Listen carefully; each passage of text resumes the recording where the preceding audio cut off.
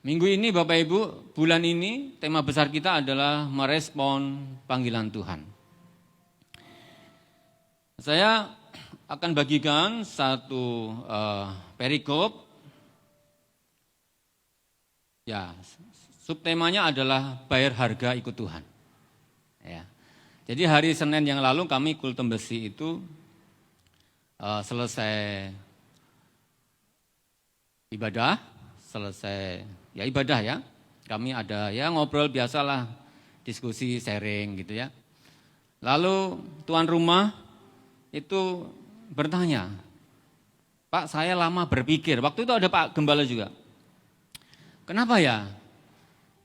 Dari 12 rasul Tuhan Yesus, kenapa kok yang 11 itu matinya menderita? Betul ya? Itu dari catatan sejarah gereja, semuanya menderita. Kesulitan, kesukaran, dianiaya, dihakimi, dibunuh. Hanya tercatat dari sejarah gereja ada satu rasul yang matinya itu karena memang sudah tua dalam pelayanan, yaitu Yohanes. Tapi itu pun juga masih bisa karena ada ayat yang berkata gini, bahwa nanti waktu sebelum Tuhan datang itu ada satu muridku itu yang masih hidup. Tapi dari catatan sejarah gereja, Yohanes itu mati tua di Efesus, sekarang Turki. Kenapa ya kok pada matinya kok susah menderita, ada yang dipenggal, ada yang disalib terbalik, ada yang ditarik kuda, ditombak, ditarik kuda sampai badan terbelah, ditombak, semuanya mati dalam aniaya. Kenapa ya? Apakah Tuhan tidak sanggup membuat murid-murid itu mati dalam kebahagiaan, mati dalam keberhasilan pelayanan, tapi kenapa harus mati dalam kesulitan, dalam penderitaan, dalam aniaya? Nah itu kemudian yang membuat saya berpikir, hari Minggu saya mau bagikan tentang bayar harga dalam ikut Yesus. Nah Bapak Ibu Saudara dipanggil bukan hanya untuk diselamatkan, panggilan umum kita.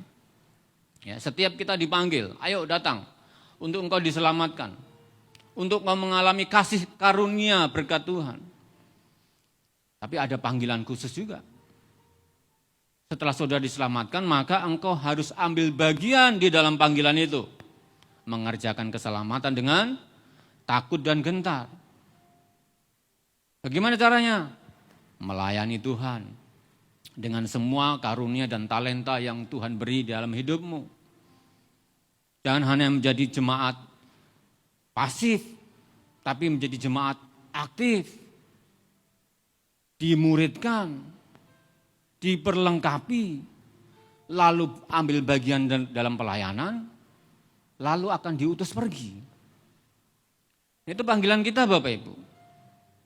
Jadi jangan ada nanti seumur hidup jadi jemaat,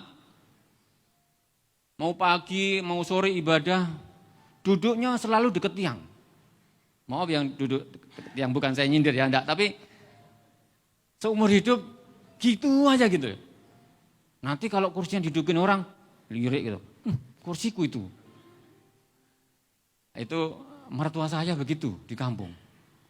Ada kursi khusus untuk Opung Edi katanya, karena panggilannya Opung Edi. Kursinya selalu di sana, jangan coba-coba ya, nanti murka beliau katanya. Kita tidak boleh begitu. Setiap kita dipanggil untuk ambil bagian, meresponi panggilan Tuhan. Dan ikut Tuhan itu ada harga yang dibayar. Amin. Saudara beli sesuatu barang, ada harga dong yang dibayar. Betul enggak? Ada harga, ada rupa. Saya beli tablet ini Bapak Ibu memang agak murah. Ya sesuai juga dengan kualitasnya. Begitu saya pakai untuk Canva ternyata agak lemot lah, harganya juga murah. Tapi coba saudara beli yang merek Samsung. Ya, yang chipsetnya itu misalkan Snapdragon 680 misalkan gitu ya, yang kenceng ya. Buka apa-apa mudah, cepat, nggak lelet. Ikut Tuhan juga begitu, ada harganya. Apalagi kita ini sudah diberikan keselamatan dan hidup kekekalan. Maka ada harga yang harus kita bayar untuk kita mempertahankan itu. Saudara sedang tidak kejar keselamatan karena keselamatan sudah diberikan Tuhan. Saudara sekarang berjuang untuk mempertahankan keselamatan itu dan itu ada harganya. Kita harus berjerih lelah. Tidak bisa saudara jadi generasi, apa sekarang ini, generasi Gen Z ya. Generasi Alpha. Yang lebih banyak diam di kamar, AC hidup, selonjoran, rebahan, baring, scroll, sap. Ya atau ya? Ya. Baik. Jadi itu tadi kenapa saya bagi firman-Nya soal bayar harga ya. Ada penderitaan yang di depan kita. Waduh, Pak, jangan bicara penderitaan lah Pak. Hidup udah susah. BBM nanti susah Pak.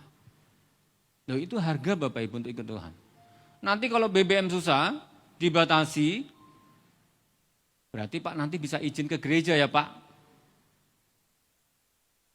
Kan nanti pemerintah menetapkan work from home. Jadi saya gereja dari rumah Pak. Udah gitu, kita bayar harga.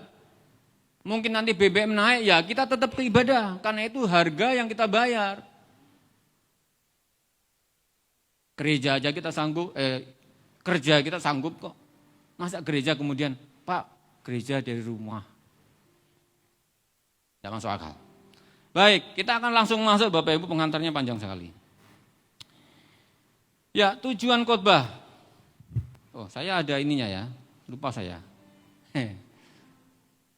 Bisa enggak? Oh, bisa. Baik, puji Tuhan. Ya, tujuan khotbah. Mengajar jemaat bahwa salah satu cara merespon panggilan Tuhan adalah dengan bayar harga dalam mengikuti Yesus. Katakan yes. Mengiring Yesus itu ada harganya. Waktu gembala berjalan, domba-dombanya itu harus ikut di belakangnya. Dilihatnya di sana rumput, wah rumputnya kayaknya hijau ya. Kayaknya mantap, enak dimakan. Tapi gembala berjalan di depan terus. Bagian domba adalah tetap ikut, bayar harga. Jangan lihat ke kanan kiri, jangan mereng ke kanan kiri. Ikut aja gembala ke depan. Kenapa? Gembala tahu di mana tempat padang rumput yang terbaik untuk domba-dombanya. Ya, bayar harga. Jangan ikut keinginan kita sendiri, kedagingan kita sendiri. Ada harga yang dibayar untuk ikut Yesus. Itu tujuan khotbah. Baik, kita akan masuk dalam pembacaan nats Alkitab kita. Bapak Ibu boleh lihat di sini juga atau juga dari Alkitab, ya boleh. Kalau mungkin di sini terlalu kecil, kita akan baca bergantian. Amin. Saya ayat yang ke-31, Bapak Ibu 32, sampai nanti ayat yang ke-38 bergantian. Oke, baik. Saya akan baca pertama dulu. Kemudian mulailah Yesus mengajarkan kepada mereka bahwa anak manusia harus menanggung banyak penderitaan dan ditolak oleh tua-tua, imam-imam kepala dan ahli-ahli Taurat, lalu dibunuh dan bangkit sesudah 3 hari.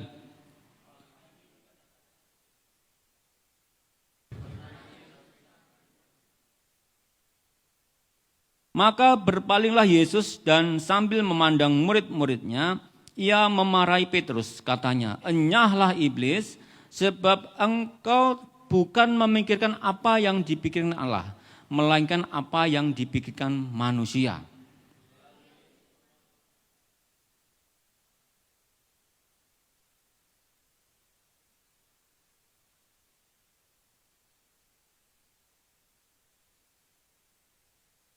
Karena siapa yang mau menyelamatkan nyawanya, ia akan kehilangan nyawanya. Tetapi barang siapa kehilangan nyawanya karena aku dan karena Injil, ia akan menyelamatkannya.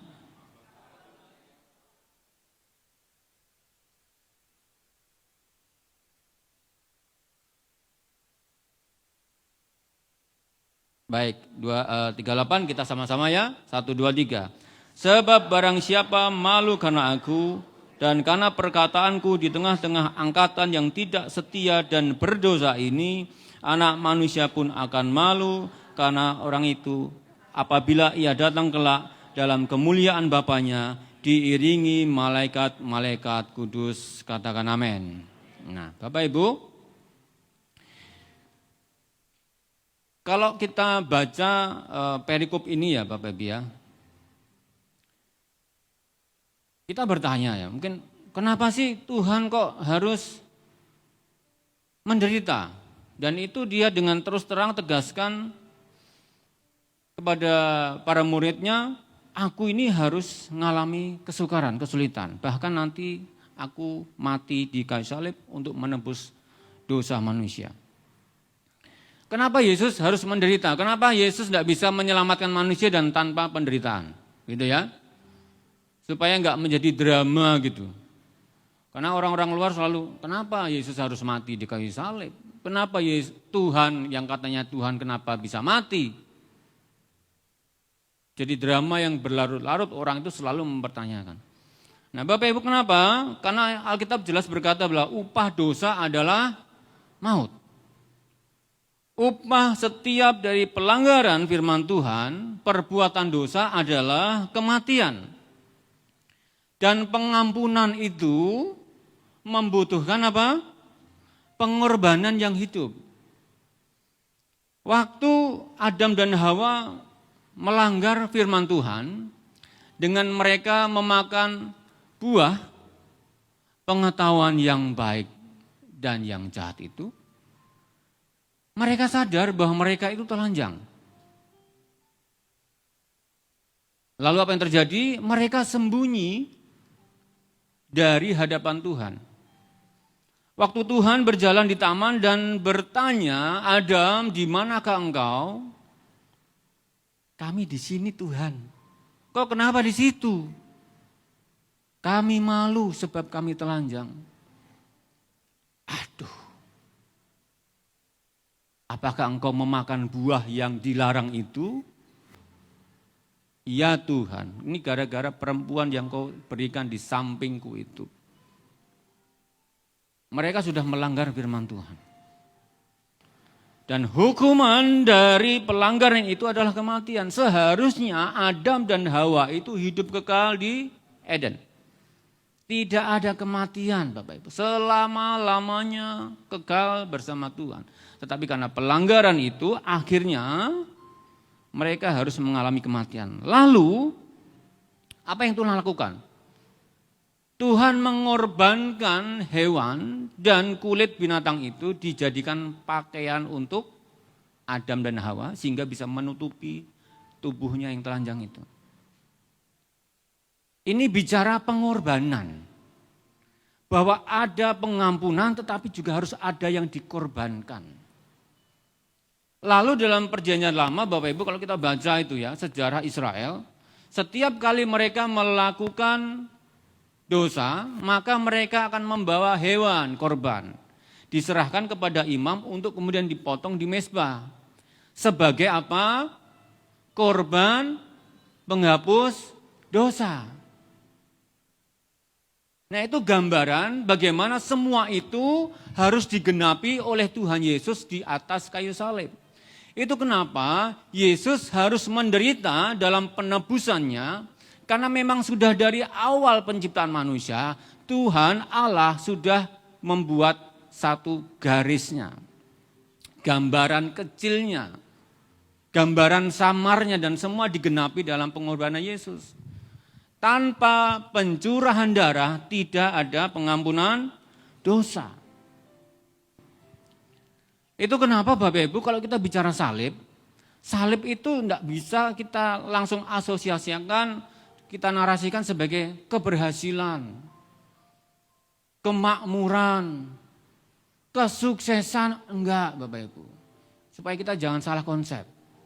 Tadi waktu briefing Pak Ferry bilang, kita bersyukur gereja ini terus mengajarkan firman Tuhan dengan sepenuhnya.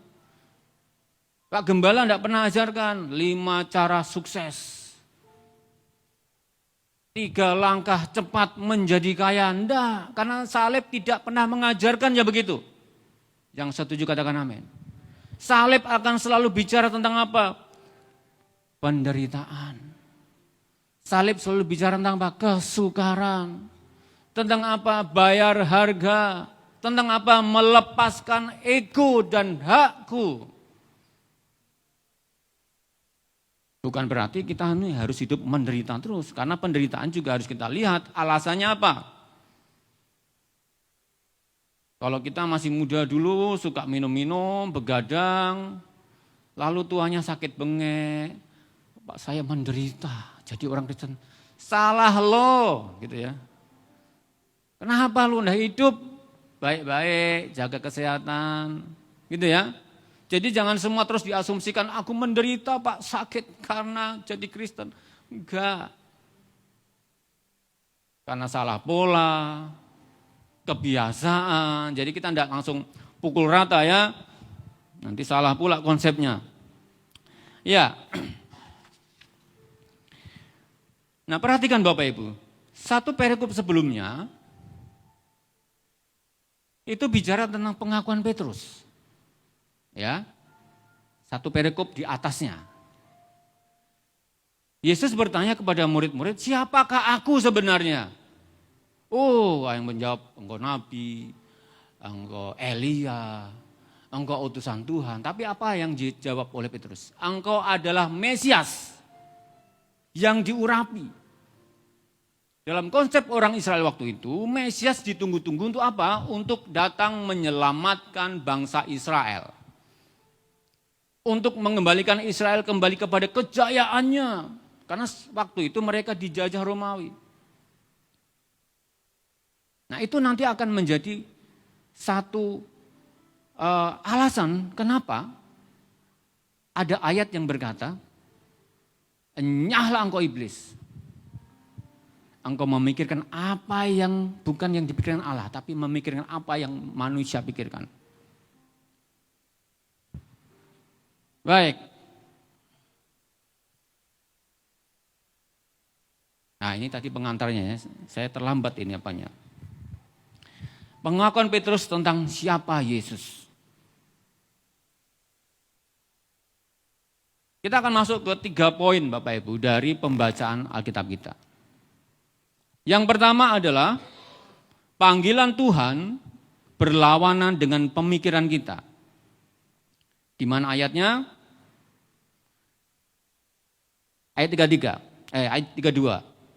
Hal ini dikatakannya dengan terus terang, tetapi Petrus menarik Yesus ke samping dan menegur.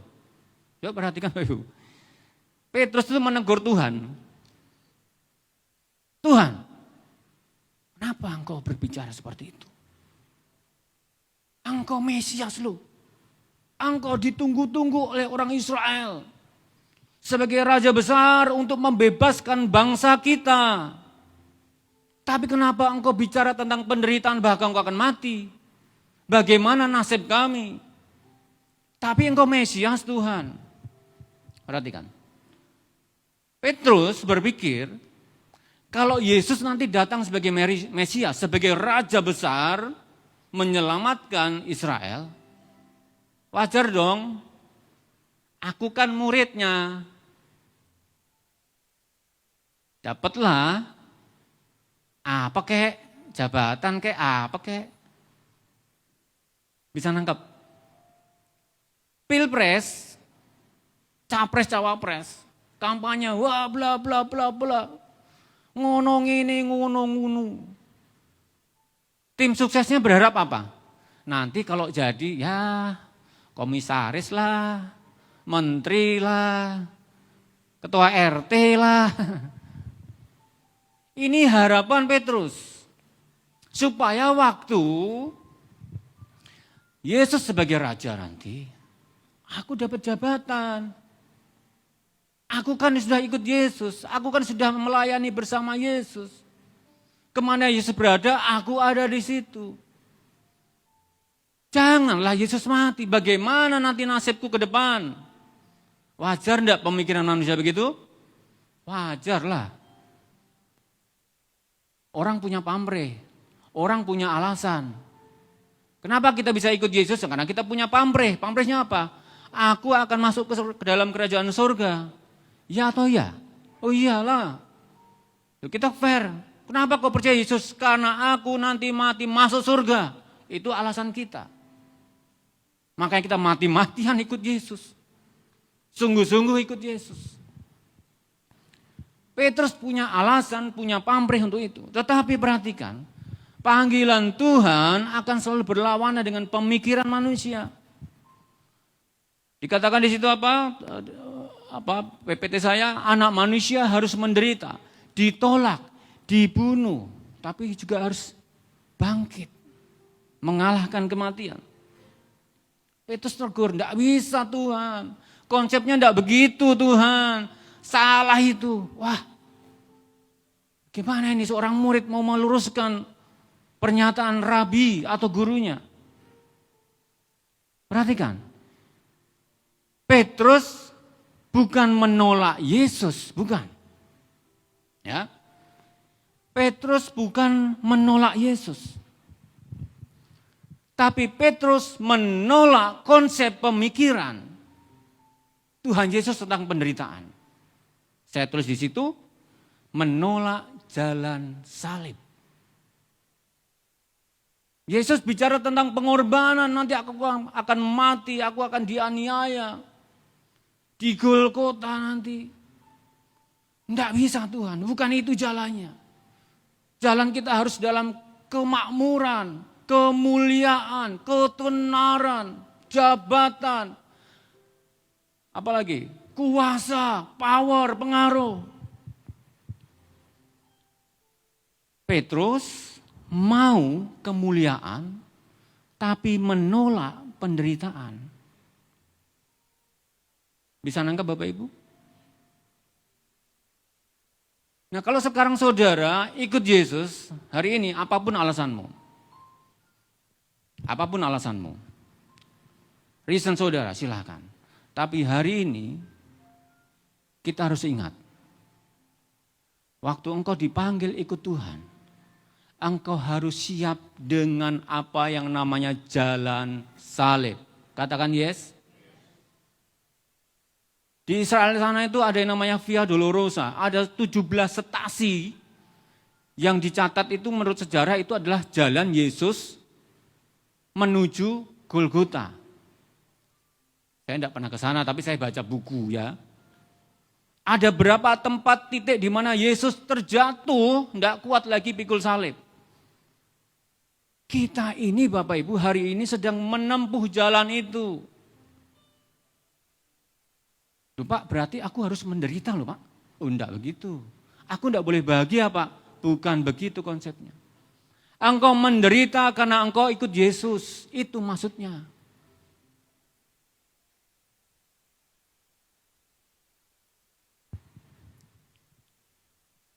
Engkau menderita kenapa? Engkau pikul salib. Nanti kita akan bahas itu.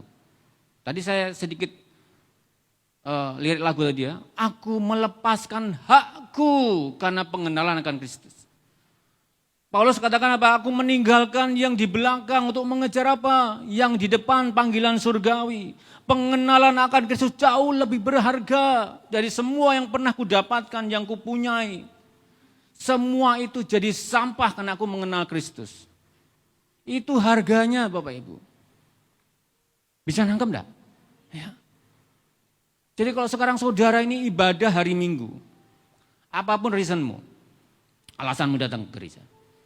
Tapi perhatikan, engkau sungguh berharga di hadapan Tuhan. Engkau sudah ditebus dengan darahnya dan hari ini engkau gereja, engkau sedang berjalan dalam salib itu.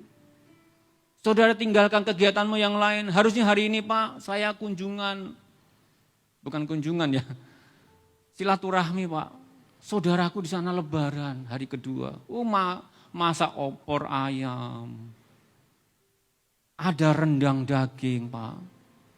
Tapi enggaklah, aku mau ibadah dulu, aku mau dengar firman dulu. Saudara sedang, walaupun tidak sadar, sedang bayar harga ikut Yesus di jalan salib Via Dolorosa. Dan itu belum seberapa. Kalau cuma melewatkan makan malam aja, makan siang, makan pagi, tidak seberapa Bapak Ibu. Jadi jangan berpikir, wah aku sudah ikut Yesus luar biasa. Belum. Bahkan walaupun saudara meneteskan air mata darah pun belum bisa menggantikan karya keselamatan Tuhan Yesus. Amin Bapak Ibu. Percayalah Bapak Ibu. Percaya tidak percaya silahkanlah. Hidup di bumi sementara. Tadi Pak Gembala singgung sedikit waktu briefing. Nanti juga kita akan kupas di bagian poin ketiga. Kita memang hidup di bumi. Kita berpikir bagaimana kita bisa makan, kerja, memenuhi kebutuhan kita. Tapi ingat, kita ini juga berbicara tentang kekekalan. Kita di bumi paling 60, 70, 80, sisanya adalah kesukaran semata. Tapi selepas itu apa yang akan kita lakukan? Bagaimana kelanjutannya? Ada yang namanya kekekalan. Itu yang menjadi poin kita hari-hari ini Bapak Ibu. Makanya saudara sebagai anak Tuhan, warga kerajaan surga harusnya berpikir apa yang menjadi hal-hal surgawi. Bagaimana nanti kita ke depan berbicara tentang kekekalan. Kita hendaklah. Hari ini kita bicara bagaimana kita mengembangkan bisnis walaupun dengan cara yang kotor. Bagaimana kita senggol kanan, senggol kiri supaya kita bisa berhasil bisnis sukses dan segala macam. Kita kadang-kadang lupa bagaimana kita mempersiapkan hidup kita untuk kekekalan. Baca Alkitab aja malas-malas. Berdoa aja kadang-kadang. Ibadah kalau sempat. Ini gimana ngarahnya? Mau bicara kekekalan. Kalau kita sebagai anak Tuhan, maka setiap apa yang kita pikirkan, yang kita lakukan, itu akan berdampak kepada kekekalan. Katakan amin. Saudara mungkin, aku menyembah Tuhan bagi orang, biasa. Tapi perhatikan, saudara sedang melatih dirimu untuk nanti di surga saudara menyembah Tuhan. Amin Bapak Ibu. Saudara memberi untuk pekerjaan Tuhan. Aku tidak ada uang Pak, uangku sedikit. Tapi saudara tetapkan aku mau memberi untuk pekerjaan Tuhan. Upahmu besar di surga. Jangan saudara pikir aku memberi, sudah selesai. Tuhan tidak ingat. Tidak Bapak Ibu. Semua akan berdampak kepada kekekalan. Jadi jangan pikir saudara memberi itu Tuhan terus, ya sudahlah berilah. Semua akan berdampak pada kekekalan nanti. Apa yang saudara lakukan di bumi, itu semua berdampak dengan apa yang kita akan alami nanti bersama Tuhan di surga. Katakan amin. Ya, jadi seringkali Bapak Ibu panggilan Tuhan akan selalu bertentangan dengan logika kita. Tapi kita belajar untuk menyelaraskan itu. Tuhan Yesus tegur Petrus. Enyah engkau iblis. Wah, ditengking si Petrus. Karena apa yang kau pikirkan bukan perkara surga, tapi hanya keinginanmu, egomu, kemauanmu semata. Nah sekarang pertanyaannya Bapak Ibu, bagaimana respon kita? Bahwa kalau kita ikut Yesus kita akan mengalami banyak kesukaran. Siap enggak? Enggak siap Pak. Nantilah Pak. Besok-besok khotbahnya jangan itulah ya Pak ya. Berat Pak. Siap enggak siap? Katakan siap. Terlambat Pak. Kemudian, apakah kita sudah mengisi pikiran kita dengan firman Tuhan dan melakukan kehendaknya? Ataukah kita banyak memikirkan keinginan diri sendiri dan menurutinya? Jangan sampai nanti Tuhan tegur kita, tengking kita. Isi kepalamu itu, pengetahuanmu itu dengan firman Tuhan. Jangan hanya bicara tentang sukses, berhasil. Itu baik, tapi bukan itu hari-hari ini Bapak Ibu yang harus kita pikirkan. Ada gereja, saya tidak singgung nama gerejanya, mungkin di luar negeri, mungkin Indonesia ada. Khotbahnya itu hanya bicara successful saja. 5 langkah cepat, 3 cara singkat, bahwa engkau akan diberkati, hidupmu akan happy, semua akan baik-baik saja, oke, everything oke. Jemaatnya banyak loh, ribuan. Tapi perhatikan, begitu COVID datang, bang. Karena tidak pernah diajar bagaimana ikut Yesus harus bayar harga. Cuma diajar ikut Yesus selalu sukses, berhasil, happy. Bang, jemaatnya habis. Rontok semua imannya. Tidak kuat, Pak.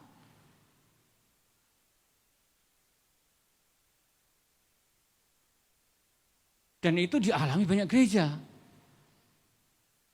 Tapi at least kalau kita ngajarkan bahwa kita ini harus selalu kuat dalam Tuhan.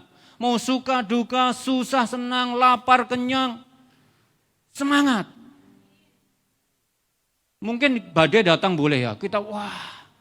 Tapi tidak lama kita bangkit lagi. Karena pondasi kita kuat.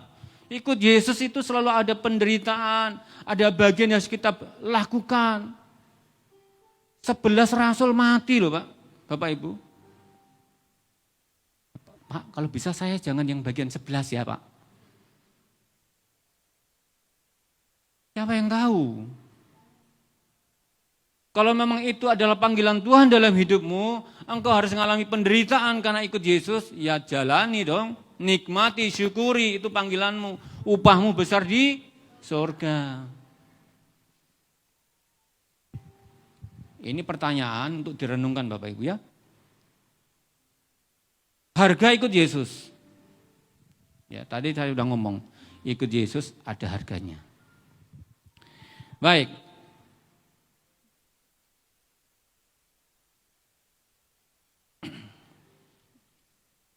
Ayat yang ke-34. Lalu Yesus memanggil orang banyak dan murid-muridnya dan berkata kepada mereka, setiap orang yang mau mengikut aku, ia harus menyangkal dirinya, memikul salibnya dan mengikut aku. Perhatikan, harga ikut Yesus itu ada yang namanya sangkal diri. Sangkal diri, ya saya tulis di situ, tidak menjadikan diri sebagai pusat hidup, tetapi Yesuslah yang menjadi pusat hidup.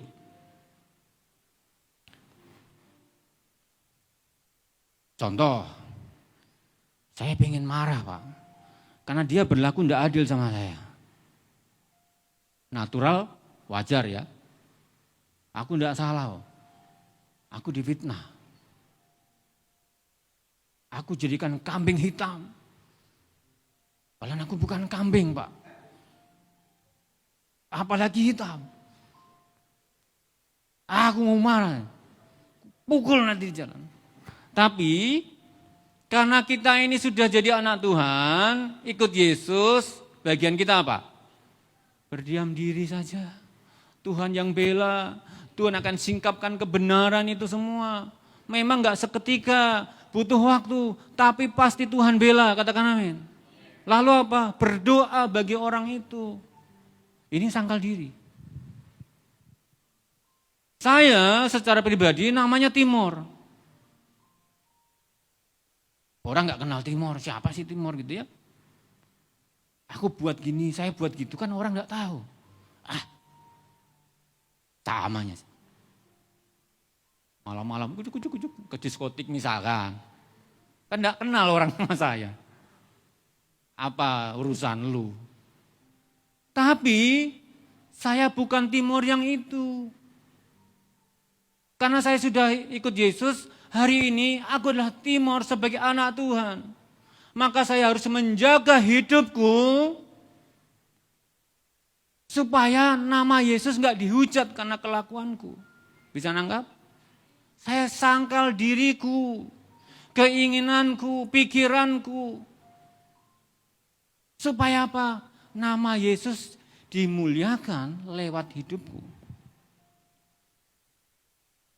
Itu yang namanya sangkal diri Pak. Nah, sekarang saudara bayar harganya sangkal dirimu. Saudara sebagai anak Tuhan yang sudah ditebus, jangan main-main dengan hidupmu lagi. Katakan yes. Jangan hidup sembarangan, jangan melangkah serampangan. Ke sana, ke sini. Tidak begitu. Hidupku bukannya aku lagi, tapi Kristus dalamku. Maka setiap keputusan yang kita ambil, langkah yang kita tempuh, kita harus ikut apa kata Tuhan Yesus. Itu sangkal diri, Pak.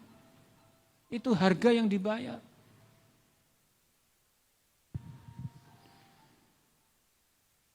Makanya kalau ada hamba Tuhan, anak Tuhan, kedapatan, mati di nightclub, overdosis, wah ini bukan sangkal diri. Ini sangkal putung namanya. Tahu sangkal putung. Lalu apa ikut Yesus Bapak Ibu harganya? Pikul salib. Tadi saya sudah singgung Bapak Ibu. Salib itu akan selalu bicara tentang apa? Kematian dari keinginan daging. Akan selalu bicara tentang apa? Kehinaan. Saudara mungkin dilecehkan, direndahkan, dihina. Kenapa? Sok alim lu. Sok suci lu.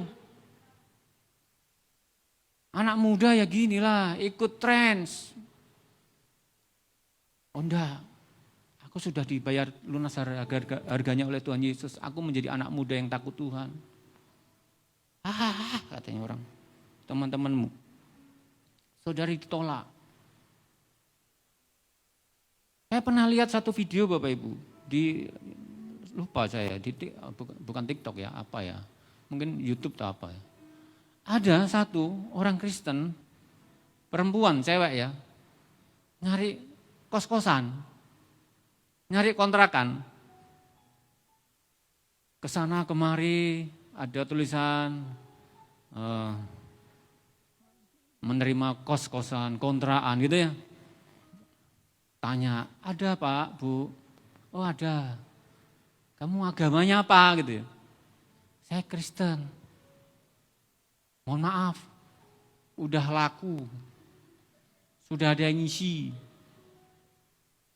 Datang lagi, Pak ada kontrakan ya, Bu ada kos-kosan.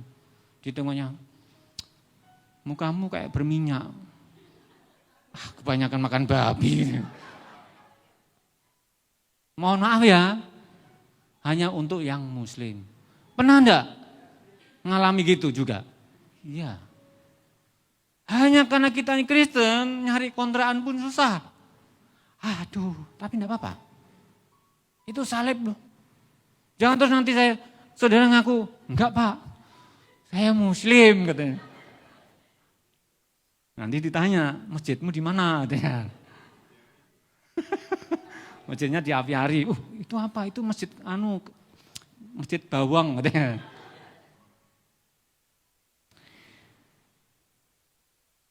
Salib dalam konteks zaman itu, dalam Romawi itu adalah satu hukuman yang sangat kejam Bapak Ibu. Sekejam-kejamnya, sehina-hinanya, sungguh-sungguh merendahkan harkat martabat manusia. Kalau korpus itu atau patung salib itu mungkin Yesus masih ada itunya kayak pakai kain gitu ya. Tapi sejatinya Yesus itu sungguh-sungguh telanjang. Tidak pakai apa-apa, dihina betul, diejek Bapak. Nah saudara, kita harus mengerti bahwa inilah salib kita. Inilah harga yang harus kita bayar. Ada enggak saudara, orang mati masih komplain. Sudah mati nih ya, komplain dia. Jasnya kebesaran bro katanya. Mana ada. Orang mati itu ya mati. Mau diapain juga ya sudah begitu. Mau nanti didandani pakai jas, pakai sepatu dan segala macam. Ataupun enggak, ya namanya mati. Ya jasadnya sudah begitu aja. Kita ini pikul salib, kita ini seperti orang mati.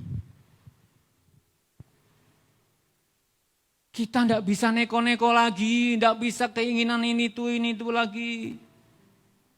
Komplain Tuhan ini, kenapa Tuhan? Tuhan bilang, loh itu salibmu. Amin Bapak Ibu. Dan itu belum seberapa lah dengan salib yang kita pikul. Ya, salib Tuhan Yesus itu jauh lebih berat, lebih kasar, sakit. Kita ini paling ya menahan hawa nafsu, keinginan daging. Puasa ya cuma hari Sabtu. Itu pun bolong-bolong. Habis doa fajar minum teh, lupa. Lanjutkan enggak apa-apa. Saudara kita sebulan itu berpuasa. Tapi dari jam 3 itu sudah beli sop buah. Begitu jam 6 sore itu udah meleleh semua. Sebelum meleleh, aku minum dulu. Jam 4. Yang gini-gini Bapak Ibu sudah bukan bagian kita lagi. Amin. Ya, kalau puasa ya puasalah baik-baik. Sungguh-sungguh. Toh puasa itu sebenarnya bukan sekedar menahan makan minum. Tapi menahan keinginan daging kita. Itu yang penting, betul? Kalau cuma sekedar tidak makan minum, istri saya tuh sering diet tidak makan minum. Dan puji Tuhan, berhasil. Mana istriku? Dengar dia, aduh. Lalu apa kata Yesus? Setelah sangkal diri, pikul salib, mengikut aku. Katakan ikut aku. Kita ini dipanggil untuk jadi pengikut Yesus. Nanti sore saya bagikan tentang bagaimana kita harus jadi murid Tuhan. Murid Tuhan itu Bapak Ibu bukan sekedar guru ke sana kita ke sana. Yesus nongkrong sana kita ikut nongkrong. Enggak begitu. Ikut Yesus jadi murid itu kita belajar. Amin. Kita taat apa kata guru? Yes Tuhan. Kau ke sana ya bro, siap Tuhan. Belajar ya jadi murid, siap Tuhan. Belajar itu enggak gampang. Saya siapkan khotbah ini juga sampai larut malam Bapak Ibu. Bikin PPT-nya ini yang pusing. Tapi saya mau belajar, mempersiapkan semua. Butuh tenaga, butuh waktu, ekstra mikir, pakai ekstra jos. Jadi murid memang ada harganya. Sebab kalau jadi murid, enggak belajar, tinggal kelas. Seumur hidup sampai tua kelas 1, SD aja, dasinya merah. Asal upacara peluk tiang bendera. Kena hukum. Karena tidak mau belajar. Kita ini harus belajar. Amin. Jadi murid sungguh-sungguh. Makanya saya bilang jangan jadi jemaat seumur hidup. Udah hidup sekali cuma jadi jemaat. Nah, gitu ya. Jadi pelayan Tuhan. Ambil bagian melayani Tuhan. Upgrade. Amin Bapak Ibu. Iya, supaya rumahmu nanti di surga besar, luas, Bapak Ibu, karena pelayananmu di muka bumi. Makanya ada lagu Bapak Ibu, mengikut Yesus keputusanku, ku tak ingkar, ku tak ingkar. Tadi lagu kita nyanyikan juga bagus. Mengiring Yesus kesukaan hatiku. Jangan-jangan pertanyaan hari ini, saudara ikut Yesus tidak suka cita? Adakah? Ada. Ada orangnya. Sok bilangin kanan kiri. Kamu enggak ya? Enggak ya. Semua sukacita ikut Yesus ya. Jangan karena terpaksa. Semua sukacita ikut Yesus. Iring Yesus sukacita. Karena berkatnya besar. Upahmu besar. Untuk direnungkan. Apakah aku masih menjadi pusat hidup? Ingat ya. Saudara sudah percaya Yesus. Sekarang Yesus bertahta dalam hatimu. Yesus bukan duduk di sana. Tapi dia ada sekarang di sini. Jadi kalau tidak apa-apa tanya Tuhan. Baca firman. Apa kehendak Tuhan? Apa hikmat Tuhan untuk aku ngambil keputusan? Kalau dulu kita serampangan sembrono, sekarang enggak boleh. Tanya Tuhan, berdoa, cari tanda Tuhan. Amin. Itu saudara menjadikan Yesus sebagai pusat. Lalu salib apa yang harus kupikul? Salibmu apa Bapak Ibu? Ikut Yesus yang kau harus bayar apa? Pak, saya masih ada dosa, kesalahan yang saya lakukan berulang dan berulang. Salibmu itu, tinggalkan.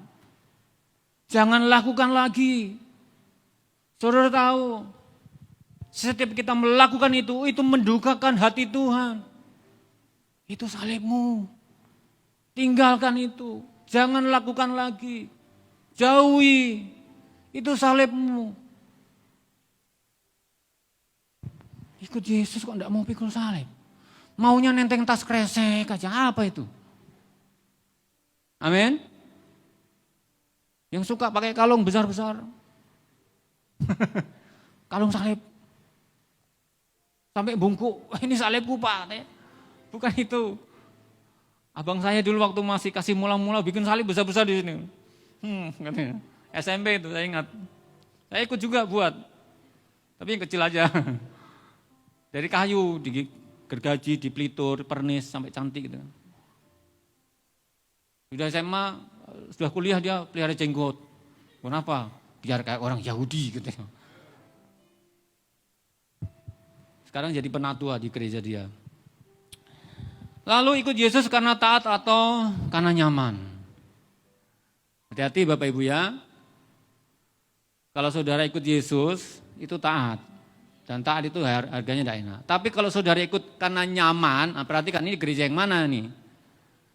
Gereja kita tidak pernah mengajarkan ikut Yesus selalu nyaman ya. Jangan salah. Tidak ada yang namanya 5 langkah cepat, 3 langkah singkat. Tidak ada. Semua proses ada harganya. Ya, tidak ada yang singkat-singkat, tidak ada yang instan. Perhatikan, kalau saudara suka makan mie instan, perutnya cepat gendut. Karena yang instan itu tidak baik. Betul? Kami di rumah membatasi makan mie instan. Mie boleh dimakan lah ya seminggu sekali lah atau maksimal 2 kali. Karena memang rasanya enak. Dan itu nagih. Tahu nagih ya? Kecanduan. Anak perempuan saya itu paling suka makan mie itu. Saya selalu ngomong, jangan banyak makan mie ya. Awas kok. Harus diancam-ancam. Lah mati. Kepencet ya, waduh. Baik. Nah ini Bapak itu terakhir, dengan cepat ya. Oh masih ada waktu sedikit. Poin ketiga, panggilan Tuhan menentukan kekekalan. Ya Bapak Ibu ya, perhatikan. Karena memang kita ini dipanggil untuk kekekalan. Kita bukan dipanggil untuk untuk selamanya di bumi, enggak. Kerajaan Tuhan itu dari surga. Dan kita akan dipanggil ke sana. Kerajaan Tuhan bukan dari bumi. Kalau di bumi, kerajaan Tuhan tidak tahan lama. Kerajaan demi kerajaan silih berganti, tapi kerajaan Tuhan dan firman-Nya tetap ada. Dan kita ini jatahnya di sana. Katakan amin. Nah, ayat yang ke-35. Karena siapa yang mau menyelamatkan nyawanya, ia akan kehilangan nyawanya. Tetapi barang siapa kehilangan nyawanya karena aku, dan karena Injil, ia akan menyelamatkannya. Lalu apa? Ayat 36. Apa gunanya seorang memperoleh dunia ini, tetapi ia kehilangan nyawanya? Karena apakah yang dapat diberikannya sebagai ganti nyawanya? Panggilan Tuhan akan menentukan, respon kita ini menentukan bagaimana kekekalan kita nanti. Bukan berarti kemudian kita mengabaikan hal-hal yang di dunia. Kita tetap hidup sehat. Kita tetap jaga pola makan. Kita tetap menjaga semuanya berjalan dengan standar SOP yang baik. Tapi perhatikan, pada akhirnya, pada ujungnya, Walaupun kita sudah berusaha hidup sebaik-baiknya supaya awet muda, tidak cepat mati, tapi kan akhirnya mati juga. Betul? Pada akhirnya akan mati juga. Di Indonesia tuh artis yang paling tua dan awet muda tuh kalau tidak salah Titiek Puspa ya. Ya. Dan beliau sudah meninggal dunia ya kalau tidak salah ya. Itu perasaan saya waktu saya kecil lihat di TV gitu mukanya. Sudah saya tua begini masih sama juga. Hebat dia. Dapat kasih kemurahan Tuhan, awet muda. Tapi pada akhirnya juga mati. Tapi perhatikan, kalau kita mati hari ini karena kebenaran, karena Injil, maka berbahagialah.